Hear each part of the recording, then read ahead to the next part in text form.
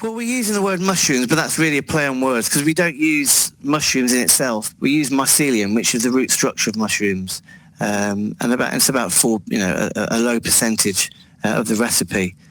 So we use, for a mushroom or fruiting body to form, it needs to be a male and a female, but the mycelium we use is asexual, so it will never grow a mushroom. But it could create a primordial growth if you don't stop the growth in time. So just to go back, we licensed this technology from Ecovative in the US. So they've had this for around 10 years. They've got 30 approved patents around it. But the good thing about starting this in the UK and the European Union is that we can innovate and we can also use abundant indigenous local agricultural waste. Such as rapeseed in the UK and many others that we're starting to test, and I'll come to that in more detail as we go through.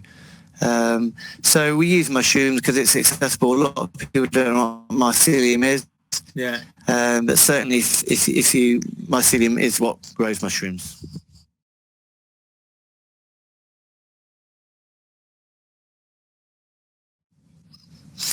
Yeah, and again, we'll come to more details as we go through the webinar about building a business plan and the detail that's required around it. But for anything that you want to start a business with, any idea, any product, of course the first thing you've got to look at is what's the market. Is there a gap in that market? How big is the market? How large are our sales if we penetrate that market? To what percentage? So it's quite clear for me when we did the research. We bought this research from a reputable, what's called Market Research Futures.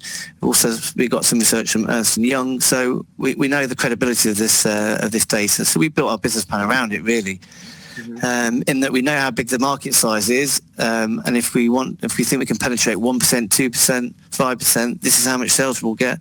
So that was part of the negotiations to get the contract, to get the sales target that we agreed would be reasonable to have exclusivity. This is how much we need to penetrate. So it's quite a simple calculation, but it's quite startling in the EU, to get some enormous sales targets because the market is so big of polystyrene. Then you don't need to penetrate much to make a big difference. But, it's not just the revenue, of course. It's about making a difference and seriously disrupting polystyrene as a packaging solution.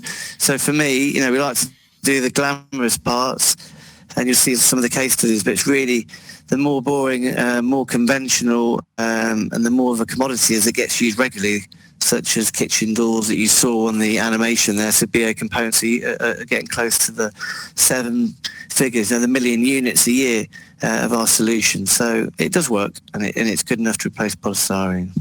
But of course, you just take it back to your garden or put it in the waste bin. It's gone back in 45 days.